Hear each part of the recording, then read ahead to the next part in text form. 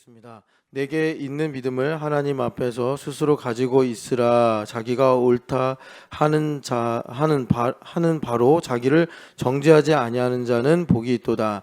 의심하고 먹는 자는 정죄되었나니 이는 믿음을 따라하지 아니하였기 때문이라. 믿음을 따라 하지 아니하는 것은 다 죄니라. 아멘. 자, 우리 새벽에 말씀을 들었는데 이 본문 가지고 다시 한번 또 들으면서 기도하겠습니다. 먼저 이제 22절을 보면은 복을 말씀하시는데 바울 사도께서 성경에 이렇게 복 있다, 복이다라고 하시는 표현들이 많이 있죠. 근데 여기서 말하는 복은 뭐냐면 자기가 옳다 하는 바로 자기를 정죄하지 아니하는 자는 복이 있다 이렇게 말씀하십니다. 여기서부터 구원할 수 있는 유일한 방법은 복음밖에 없습니다. 그러니까 이건 기가 막힌 내용인데, 이 기가 막히다는 건 뭐냐면 그러니까 좋아서 기가 막힌다는 게 아니라 너무 억울할 것 같아요. 왜냐하면 자기가 옳다. 그러니까 기껏 잘 했는데 그게 이제 우리가 익히 아는 대로 내 힘으로 한 거라서 도리어 그 옳은 바로 나를 다시 정죄하는 상황이 되는 거죠. 근데 그렇지 않은 사람은 복이 있다. 그러니까 이거를 이제 부정문이 아니라 긍정문으로 바꿔 말하면 예수님이 옳으시다.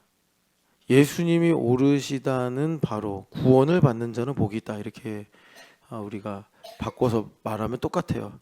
근데 그 예수님이 옳으시다는 것의 반대가 내가 옳다, 내가 목회 잘했다, 내가 저 사람보다 옳다, 뭐 이런 거죠. 내가 누구보다 뭐 낫다 이런 걸로. 그러니까 분명히 객관적으로 나으니까 뭐 거짓말하는 게 아니라면 내가 봐도 저 사람이 더 잘못했고 내가 봐도 잘한 거고 뭐 내가 열심히 한 건데 그게 반대로 나를 정죄하게 되면 그건 저주다 이거 말이죠. 그러니까 다시 한번 복음을 믿는다는 건 뭐냐면 내가 옳다고 하는 바로 나를 정죄하지 않는 자, 그러니까 죄의 굴레에서 벗어난 겁니다. 죄의 굴레에서 벗어난 자는 복이 있다. 이렇게 바울 사도가 이제 말씀하시는 거예요. 그리고서 그 23절에 믿음을 따라 하지 아니하는 게 죄다. 이렇게 말씀하십니다. 그러니까 이 23절에 뭘 두고서 이렇게 말씀하시냐면 먹는 문제거든요. 13절부터 예수님도 이 먹는 문제 때문에 참 마태복음 15장 보면은 뭐가 널 더럽게 하는 거냐 이제 이렇게 말씀하셨는데 뭐 고린도전서 어디인가요? 8장인가요? 거기에서도 고기를 먹냐 안 먹냐 이 문제로 고린도 교회에 논쟁이 생긴 거예요. 그러니까 다만 고기 문제만이 아니고 여기서 이제 대유법적으로 고기가 음식이 그렇게 쓰임을 받는데 우리가 살다 보면 뭐 고기만이 아니라 뭐 하냐 마냐 있냐 없냐 뭐 잘했냐 못했냐로 시비가 참 많잖아요. 그런 모든 시비에 대해서 말하는 겁니다. 그러니까 문제는 뭐냐면 했냐 안 했냐 잘했냐 못했냐 뭐 너가 그랬냐 내가 그랬냐 이게 중요한 게 아니라 믿음으로 하는 게 중요하다 이렇게 말씀하는 거예요. 그러니까 고기를 먹어도 정죄를 받을 수 있고 안 먹어도 정죄를 받을 수 있는데 왜 먹어도 정죄를 받고 안 먹어도 정죄를 받냐면 믿음을 따르지 않고 먹으면 그것도 정죄받고 믿음을 따르지 않고 믿음 없이 안 먹어도 역시 정죄를 받는다. 그러니까는 자유케 되는 건 뭐죠? 믿음으로 먹든지 믿음으로 안 먹든지 그러면 정죄를 안 받는다라고 바울 사도가 말씀하시는 거예요. 자, 그래서 여러분은 아시겠지만 예수님께서 요한복음 8장에도 정죄하지 않겠다고 하시면 나는 세상의 빛이다 이렇게 말씀하셨고 또 바울 사도도 로마서 8장에 그리스도 예수 안에서는 다시는 정죄함이 없다. 그렇게 코를 좀 크게 골아가지고 목사님이 깨웠어요. 그러니까 그 그리스도 예수 안에는 정죄함이 없다. 그러니까 예수님은 정죄하시는 분이 아니다. 제가 이제 여러분 많은 기독교인들을 만나면 이게 체질의 문제인데 지식의 유무나 뭐 능력의 유무, 물론 능력에 따라서도 좀 약간의 차이가 있겠지만 보면 체질의 문제예요. 체질. 그러니까 율법적 체질이냐 아니면 반대로 뭐 복음적 체질, 영적 체질이냐 이렇게 말할 수 있는데 여러분들도 아마 제가 이게 실예를 안 들어도 아마 제가 지금 말하는 거에 동의하실 텐데 많은 그러니까 교회 다니는 사람들이 되게 많이 정죄를 받아요. 정죄 가운데 살아. 아니 그러면 로마서 8장을 좀 바꿔야 되지 않습니까? 뭐를 하면 정죄 안 받는다 이렇게 하든지 뭐 정죄를 되게 많이 받는 사람도 있고 안 받는 사람도 이렇게 얘기를 해야 되는데 정죄를 안 받는데 얼마나 안 받느냐면 결코 안 받는다는 거예요. 그런데 여러분 이게 정죄를 받는 상황, 그러니까 내가 정죄를 받는 건 사실 내면적인 일이니까 뭐 웬만하면 남들은 잘 모를 수 있는데 정죄를 받으면요 사실 그 안과 밖에 똑같아. 나도 정죄를 하고 살아요. 그러니까 여러분들이 내가 남을 많이 정죄하고 있다. 누구를 보면 허물이 보이고 누구를 보면 불편하고 누구를 보면 시비가 너무 많이 생긴다. 그러면 지금 내가 정죄를 많이 받고 있구나. 내 신앙이 좀 율법적이라서 어떤 상황에 가든 나는 좀 이 정죄, 시비에 민감하구나. 옳고 그름을 많이 내가 중요하게 생각하는구나. 그래서 여러분 예수님께서 내 안에서 일하시고 내가 좀 그러니까 진리로 살려면 이 체질을 바꿔야 돼요.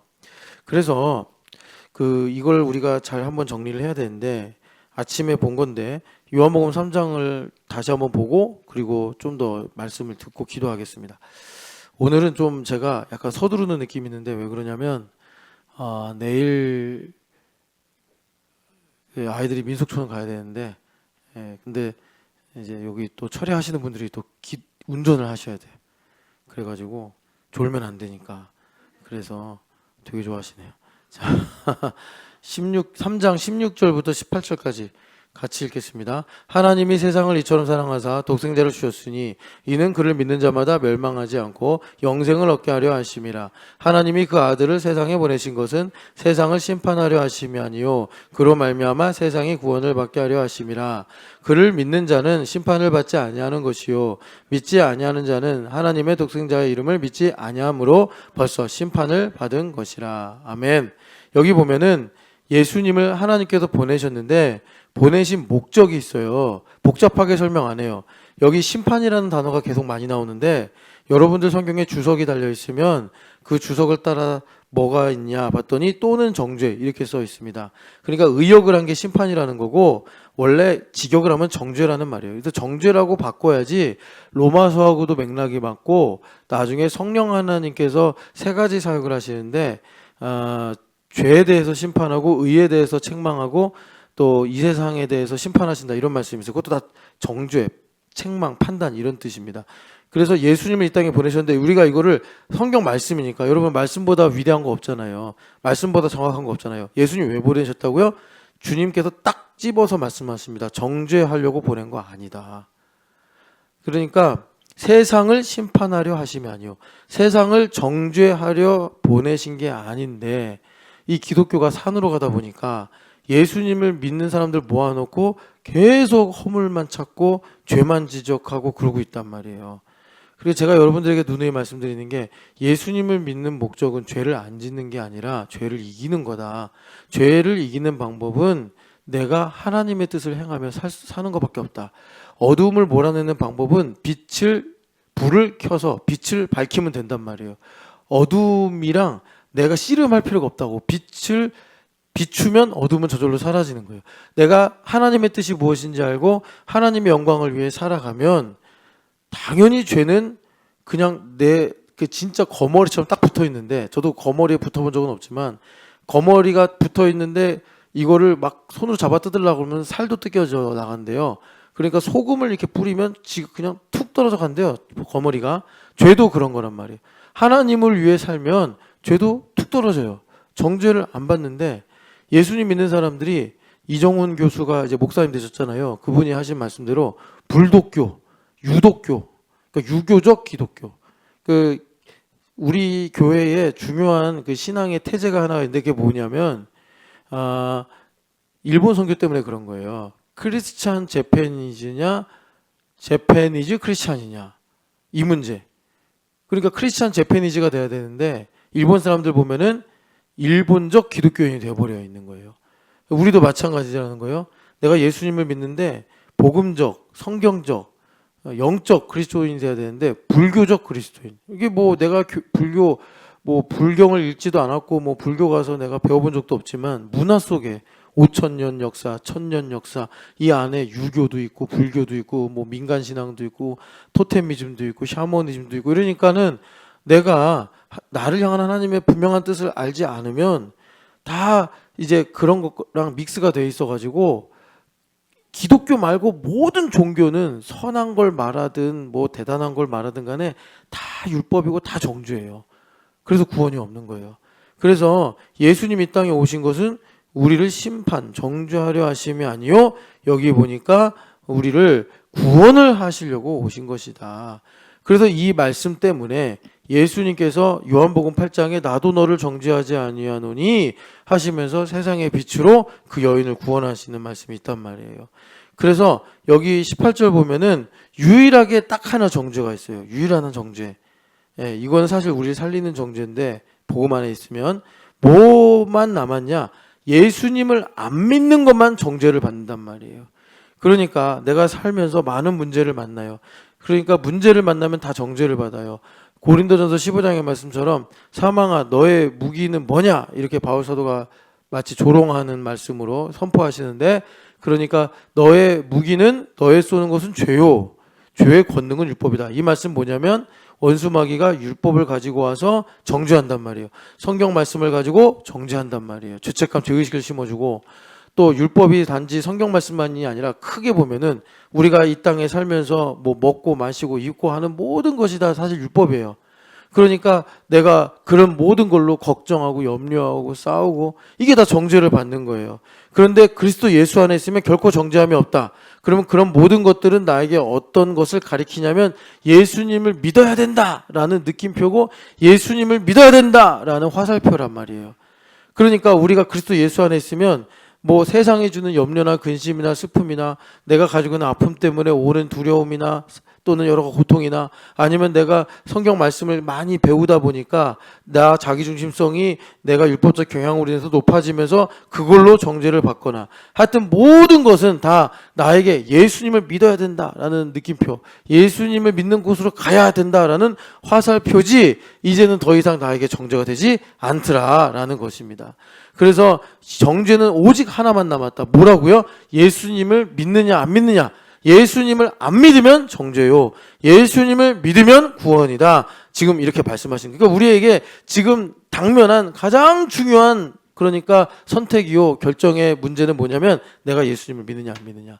예수님을 믿으면 내가 지금 정죄를 받다가 그리스도 예수 안에서는 결코 정죄함이 없고 생명의 성령의 법이 사망의 죄의 법에서 나를 해방하였기 때문에 내가 예수님을 찬양하고 정죄받던 그 무게만큼 정죄받던 그 깊이만큼 그 모든 깊은 골짜기를 채우고도 남는 하나님의 사랑과 은혜, 예수 그리스도의 은혜로 인해서 내가 하나님을 더 깊이 찬양하고 더 뜨겁게 사랑하고 주님을 더 높이기를 원하는 마음이 커지게 되더라라는 것입니다.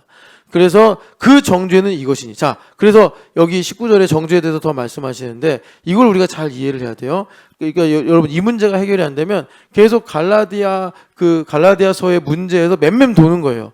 그러니까 갈라디아 교인들이 예수님을 믿었는데 그 예수님을 믿은 다음에 뭐 여러 가지 모양으로 계속 정죄를 받는 거예요. 뭐 옛날에 우상의 문제라든지 또 예전에 하나님 앞에 회개했는데 또 짓는 문제라든지 아니면은 말씀을 믿고 말씀을 듣고 이러는데 내 안에 계속 얼마나 내가 부패한 인간이며 얼마나 내가 이기적이며 얼마나 내가 정말 앞뒤가 그 다른 모순적인 인간인지가 계속 왜? 예수님께서는요, 여러분, 이 말씀을 적용적으로 하시려고 우리한테 이미지로 보여주신 것이 빛이라는 거거든요. 그러니까 우리는 흑암에 있다. 우리 지하실에 있단 말이에요. 내 마음이 지하실이란 말이에요. 거기에다가 랜턴을 딱 비추면 예수님께서 그랬잖아요. 입으로 들어가는 게 더러운 게 아니라 마음에서 나오는 게 너를 더럽게 하는 거다. 딱 비추시는 거예요. 그러면 더러운 것밖에 없어요. 그러니까 갈라디아 교인들이 바울 사도가 잘못 가르쳤나 보다. 그런 의구심을 파고 들어가지고 갈라디아 교회 성도들을 호도한 사람들이 할례주의자들 아닙니까? 너희들이 왜 지금 이렇게 혼란스러워하고 정죄받고 있는지 알아? 바울 사도가 할례를 안 가르쳐서 그런 거야. 그래서 나중에 누구를 통해서 전해 들었는지 갈라디아 교회 소식을 듣고 바울 사도가 놀래가지고 갈라디아서 1장 5절에 내가 전한 복음 외에 천사라도 다른 복음을 전하면 저주를 받는다고 경을 치시면서 이 복음의 메시지를 강력하게 선포하시는데, 그러니까 이 부분을 잘 이해를 해야지 우리가 그렇게 갈라디아 교인들처럼 맴맴 돌지 않는단 말이에요. 여기 보면은 정죄는 뭐냐? 빛이 세상에 왔단 말이에요. 예수님께서 빛을 비추세요. 그러면 내가 얼마나 마음이 완고한지, 얼마나 하나님 사랑하지 않는지, 내가 얼마나 주님 없으면 살 수 없는 형편없는 인간인지가 드러날 때, 자, 여기서 되게 근본적인 문제가 나오는데, 예수님께서 요한복음 8장에 이 문제를 아주 그냥 치밀하게 치고 들어가셔가지고 유대인들이 예수님 죽이려고까지 하는데, 그게 뭐냐면 빛이 비춰진단 말이에요. 그러면 우리가 뭐 멋있는 모습, 내가 행복한 모습, 내가 괜찮은 모습이 나오는 게 아니라 내 안에, 그러니까 내가 보고 싶지 않은 나의 완고함, 나의 연약함, 나의 부끄러움, 이런 문제들이 드러난단 말이에요. 그럴 때 여기 21절의 말씀처럼 빛으로 점점 더 나아가는 사람들, 그러니까 그걸 보고서 회개하고 하나님께 더 사랑하고 더 나아가는 사람은 하나님께 애초부터 속한 사람이요. 그걸 보고서 깜짝 놀래가지고 야, 이걸 보자 하니 너무 혼란스럽고 두렵고 화나고 내가 절망스럽고 하니까, 아, 이거 그냥 열지 말고 덮어야겠어. 이거 괜히 꺼냈다가 아이고 이거 내가 골치 아파. 이러면은 그게 뭐냐면 빛보다 어둠을 더 사랑한 것이니라. 악을 행하는 자마다 빛을 미워하여 빛으로 오지 않고 어둠으로 들어간다. 주님께서 말씀하시는 거예요. 그러니까 여러분, 이게 우리가 세상에서 교과서적으로 배우던 거하고 반대예요. 그러니까 빛을 비추면 뭔가 우리가 좋은 기분, 좋은 감정이 들어야 되는데, 물론 결과적으로는 그래요. 그런데 우리는 병든 자잖아요. 예수님 그러셨잖아요. 병든 자라야 의원이 쓸 데 있다. 그러니까 예수님께서 누구에게 빛을 비추시겠어요? 병든 사람들한테 빛을 비추시는 거예요. 병든 사람들한테 빛을 비추면 나는 건강한 줄 알았는데, 나는 꽤 괜찮은 줄 알았는데 빛이 나에게 딱 비춰지니까 아이고 병들었네. 이거 병들었네. 이러면서 내가 병을 발견한단 말이에요. 저도 좀 안 좋은 성격이 있는데 지금 몇 년째 건강검진 안 받거든요. 건강검진 받으러 가면 기분이 상당히 안 좋아요. 거의 죽을 것처럼. 근데 큰 병원 가야 된다. 5년 전인가 제가 건강검진 받고 내가 다시는 오나 봐라 하고 교회에서는 계속 가라고, 재정팀에서 가라고 그러는데 겁나서 안 가는 게 아니라 기분이 되게 안 좋아요. 뭐 어디가 안 좋으니까 큰 병원 가셔야 됩니다. 이러다가 큰일 납니다. 뭐 하여튼간에 악담을 하나 그래가지고 근데 건강검진에서는 뭐 그래도 되는데 신앙에서는 그렇게 하면 안 돼요. 예수님께서 빛을 비추시면 나의 질병이 드러난단 말이에요. 그럼 주님께서 그러시는 거죠. 나에게 와라. 마치 의사 선생님이 큰 병원 가셔야 됩니다. 제가 요즘에 우리 교회 빈혈 이슈잖아요. 디베타도 빈혈이라고 그러고 차정원 자매 빈혈이라고 그러고, 저도 빈혈로 나왔어요 그때. 그래서 의사 선생님이 뭐라 그랬냐면 피가 지금 줄줄 새는 것 같다고, 어디서. 이제 금식을 너무 많이 해서 그런가 봅니다. 그랬더니 그래도 큰 병원 가셔야 된다고. 나 안 갈래요 하고 나가버렸는데, 우리 주님은 그런 의사가 아니시니까 주님께 나아가서 여러분 치유받으시기를 축복합니다. 그래서 여러분, 우리가 정죄가 뭔지를 정확하게 알아야 돼요. 그래서 다시 3장, 로마서 3장으로 가봅시다. 로마서 3장 27절 말씀. 우리에겐 예수님께서 율법을 완성하셨잖아요. 근데 이 말을 잘못 이해하면 율법을 폐했다, 이렇게 우리가 잘못 적용해서 산으로 가는데, 예수님께서 율법을 완성하셨기 때문에 결과는 뭐냐면 로마서 3장 27절입니다. 그런즉 자랑할 데가 어디냐? 있을 수 없느니라. 무슨 법으로냐? 행위냐? 아니라 오직 믿음의 법으로니라. 예수님께서 율법을 완성하셔서 예수님께서 우리에게 복을 주시는데, 여러분, 율법을 지켜야 복 받는 건 변함없어요. 율법을 안 지켜도 복 받는 건 없어요. 율법을 지켜야 복을 받는 거예요. 근데 내 힘으로 율법을 지킬 수가 없어요. 그 율법이 뭐만 하는 거죠? 죄 만들어내는 거예요. 그러니까 예수님께서 율법을 완성해 주시고, 그리고 우리에게 사실은 법이 되셨어요. 예수님께서 새 언약의 법이 되셨어요. 내 마음의 법이 되셨어요. 그게 믿음의 법이에요. 야고보 선생님은 자유롭게 하는 온전한 율법이다. 그 말은 무슨 말이냐면, 율법은 좀 강제성이 있잖아요. 그러니까 내가 벌 받을까 봐, 내가 죽기 싫어서, 하나님 무서워서 법을 지키는 건데, 내가 예수님을 모시고 나니까 법을 지키는 게 즐거워. 법을 지키는 게 기쁨이에요. 법을 안 지키는 게 나에게 속상하고 마이너스고 나에게 스트레스예요. 그래서 예수님 생명이 내 안에 들어와요. 그것을 내 마음에 심어진 씨앗이다. 이렇게 야고보 선생님이 말씀하시는데, 생명으로 예수님 오시면 내가 교회 오는 게 기뻐요. 성경 읽어야지 배가 불러요. 기도를 해야지 다른 것들보다, 그러니까 기도를 하는 게 다른 것들보다 훨씬 더 즐겁고 기쁜 거예요. 그런 것을 여기 바울 사도는 믿음의 법이다. 그래서 우리에게 있는 이제 율법 딱 하나, 뭐냐? 예수님을 믿으라. 예수님을 믿으라. 주 예수를 믿으라. 이 믿음의 법밖에 안 남았단 말이에요. 그러니까 내가 살아가면서 모든 현실의 일들을 당면할 때 주님께서 우리에게 말씀하시는 거 딱 하나예요. 믿을래 말래 이거예요. 여러분, 믿음의 법으로 여러분 31절에 율법이 굳게 세워져 복 가운데 살아가시기를 축복합니다. 그런데 여러분, 믿음의 법을 지키는 게 내 힘으로 또 안 돼요. 예수님 믿어야지 했는데도 안 돼요. 막 안개처럼 사라지고 예수님 믿어야지 그랬는데 일주일 동안 까먹어버려. 예. 예수님 믿어야지 그랬는데 아침에 좀 믿을까 말까 생각하다가 저녁 되면 그냥 다 백지가 돼요. 뭐 또 하여튼 그런 경우들이 상당히 많아요. 그런데 이 믿음의 법을 지키게 하는 게 뭐냐면, 자, 로마서 1장 가봐요. 바울 사도가 지금 복음을 전하려고 로마서를 쓰셨다고 15절에 말씀하시면서, 나는 이 복음을 부끄러워하지 않아. 16절 읽어보겠습니다. 내가 복음을 부끄러워하지 아니하노니 이 복음은 모든 믿는 자에게 구원을 주신 하나님의 능력이 됨이라. 아멘. 그러니까 복음을 왜 안 부끄러워하냐면 우리가 믿음의 법으로 사는 것밖에 안 남았는데, 이 믿음의 법으로 살게 만드는 게 바로 복음의 능력이다. 바울 사도가 말씀하시는 거예요. 그래서 복음에는 하나님의 의가 나타나서 17절에 보니까 믿음에서 믿음에 이르게 한다. 이렇게 말씀해요. 이걸 간단하게 말씀을 드리면, 그러니까 첫 번째 믿음은 뭐냐? 내가 말씀을 들으면 믿어지는 거예요. 지금도 여러분들이 설교를 들으면서 믿음의 법으로 사는 거구나. 십계명도, 성전법도, 관습법도, 음식법도, 성경에 있는 모든 법이 뭐 사랑하라라는 법도 있고, 뭐 하나님을 시험하지 말라는 법도 있고, 뭐 또 하나님만 경배하라는 법도 있는데, 그 모든 법이 이제 율법을 완성하신 예수님을 믿는 믿음의 법 하나밖에 안 남았구나. 그런데 이게 이제 들으면 믿어지는 것. 이게 여기서 이제 복음으로 믿게 되는 거고. 그런데 복음이 나에게 역사해서 믿음에 이르게 하는데, 이 믿음에 이르게 하는 거는 뭐냐면, 그러니까 내가 이제 선택하게 하는 믿음인 거예요.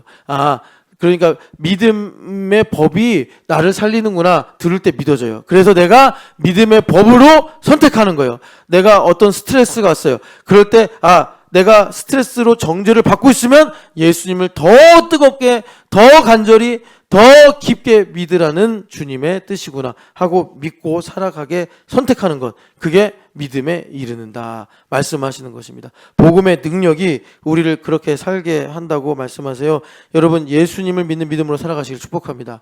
그래서 여기서 하나만 더 말씀 전하고 기도하겠는데, 그럼 예수님을 믿는 게 뭐냐? 로마서 11장을 가보세요. 예수님을 믿는다는 거, 이걸 그냥 우리가 단편적으로만 알면 또 그만큼 얕아지니까 이제 좀 입체적으로 보려고 하는데, 36절, 11장 36절입니다. 이는 만물이 주에게서 나오고 주로 말미암고 주에게로 돌아감이라. 그에게 영광이 세세에 있을지어다. 아멘. 그러니까 이 말씀은 뭐냐면, 여기 주라고 이제 말씀하시잖아요. 근데 주라는 말씀에는 하나님, 예수님 다 포함이 됩니다.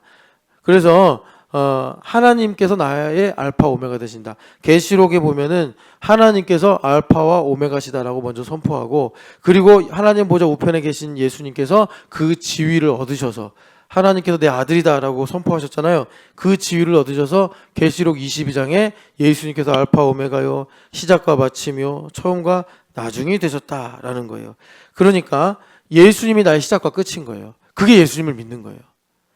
그래서 우리가 한 주, 두 주, 하여튼 지금 상당히 며칠 오랫동안 계속 연역적 사고를 들은 것이, 내가 예수님을 믿는 것이 뭐냐? 내가 나의 시작을 모르잖아요. 영원전을 내가 어떻게 알아요? 그런데 그 시작도 예수님? 여러분 언제 죽을지 어떻게 알아요? 그리고 죽음 이후에 영원 후를 우리가 어떻게 알아? 그 끝도 예수님. 뭐 그냥 영원전 영원 후 빼고 나의 시작부터 나의 죽음까지 나 몰라요. 이거 다 기억도 사라져버렸고 몰라요. 그러니까 이 모든 것이 다 예수님이 되신다고 고백하고 믿고 사는 것, 이것이 예수님을 믿는 거예요. 자, 그러면 여러분, 지금 나에게 많은 일들이 일어나요. 막 슬픈 일도 있고 두려운 일도 있고 뭐 여러 가지 일들이 일어나. 근데 그 모든 일들이 지금 예수님을 믿는 사람의 고백이 뭐라고요? 시작도 예수님, 끝도 예수님. 그러니까 이 모든 일의 결국이 뭐로 간다는 거예요? 예수님으로 간다는 거예요. 모든 일의 결국이 예수님으로 간다는 거예요. 그러니까 우리가 이걸 연역적으로 선포해야 돼. 나의 이 모든 일들의 끝은 예수님이십니다. 예수님이 누구신데요? 하나님이시고 하나님의 영광이시고 하나님의 사랑이시고 하나님의 기쁨이요 소망이십니다. 그러니까 예수님께로 모두 다 간다는 거예요. 그러면 자, 예수님, 지금 내가 뭐 어떤 문제가 있는데 지금 너무나 슬픕니다. 그런데 성경을 보니까 예수님 나의 끝이십니다. 나의 모든 것의 결국이십니다. 그런 그 고백이 나에게 어떤 효과를 가져오냐면 이런 거예요. 왜 이 일이 일어나지? 왜 나한테는 이런 일이 일어났지? 뭐 이럴 수 있잖아요. 너무나 힘들면 남은 안 그런데 왜 나만 이렇지? 이런 우리가 이제 생각을 하게 된단 말이에요. 그런데 그 일의 답이 어떤 믿음의 고백에서부터 오냐면 모든 일의 결국이 예수님이다. 그래서 그 모든 일의 결국이신 예수님을 내가 믿고 살아가면 뭐 당장 자판기처럼 딱 나온다는 건 아니지만 주님께서 내 믿음을 성장시켜 주시면서 주님께서 하나하나 한 땀 한 땀 나에게 하나하나 가르쳐 주시면서 아, 왜 이 일이 나에게 있었나를 주님께서 그리스도 예수 안에서 하나님의 영원하신 뜻으로 나에게 알게 하시더라라는 것입니다. 그래서 나의 모든 인생의 결국이 예수님이구나. 이걸 아는 게 참 복되고 요거보다 조금 더 이제 난이도가 높은 고백이 나의 모든 시작이 예수님이다라는 고백이에요. 이게 조금 더 어려워요. 믿음이 좀 더 성장해야 돼요. 그러니까 모든 일의 시작이 예수님이구나. 모든 일의 시작이 예수님이구나. 그러니까 일단은 모든 결국이 예수님이구나라고 신앙 고백하려면 먼저 내가 예수님을 위해 살리라. 이 신앙 고백이 나에게 잘 박힌 모처럼 딱 정리가 돼 있어야 돼요. 내가 예수님을 위해 살다가 나를 위해 살다가 예수님을 위해 살다가 나를 위해 살다가 그러면 내 인생의 모든 결국이 예수님이다를 못 가요. 그냥 발당 갔다 뗐다 발당 갔다 뗐다 이런 식이기 때문에 그래서 내가 먼저는 제자도를 통해서 아, 내가 예수님을 위해 살리라. 이렇게 내가 분명한 믿음의 고백을 가질 때 그 다음에 아, 나의 인생이 모든 끝이 다 예수님께로 가는구나. 이걸 내가 이제 깨닫게 되고 그것을 내가 알게 될 때 자, 그러니까 이 일이 아, 하나님께서 이런 뜻을 가지고 나에게 이렇게 이제 섭리하시는 거구나라는 걸 내가 알게 돼요. 그런데 인간은 그것만으로 만족을 못 해요.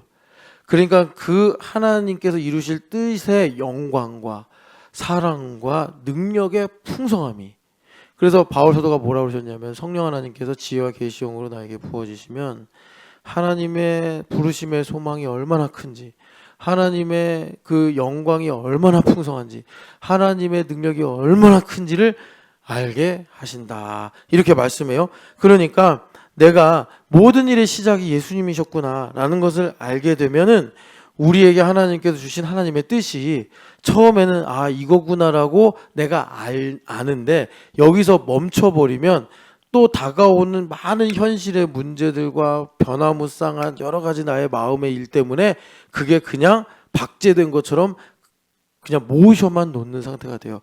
그런데 그것이 에베소서 3장의 말씀처럼 깊이와 넓이와 높이와 길이를 계속 더해가야 되는데 그것을 가능하게 하는 것이 뭐냐면 이 일의 모든 시작이 예수님이구나 이거예요.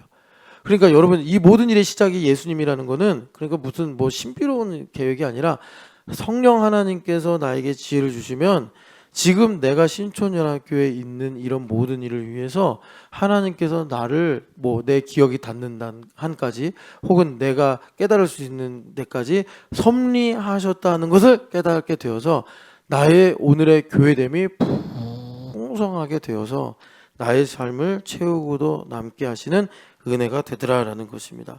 여러분 오늘 이 밤에 하나님 믿음의 법으로 살게 하여 주시옵소서. 하나님 복음의 능력으로 그리스도 예수 안에는 결코 정죄함이 없으며 한 가지 딱 남은 정죄가 있는데 그게 뭐냐? 예수님을 믿는 문제다.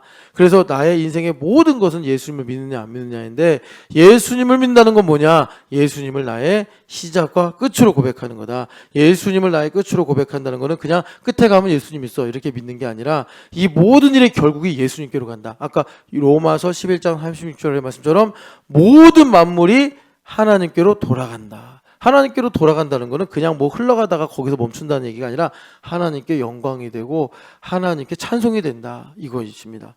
그런데 이것을 내가 깨닫고 나의 인생을 보게 되면 성령 하나님께서 시작도 예수님이다라는 걸 가르쳐 주시고, 시작도 예수님이라는 걸 내가 알아야지 예수님을 더 깊이 사랑하고 예수님을 더 풍성하게 알게 되어서 예수님으로 충만한 삶을 살게 됩니다. 이 말씀의 은혜를 구하면서 우리 같이 한 번 더 찬양하고 기도하겠습니다. 나는 믿네. 찬양합시다. 나는 믿네.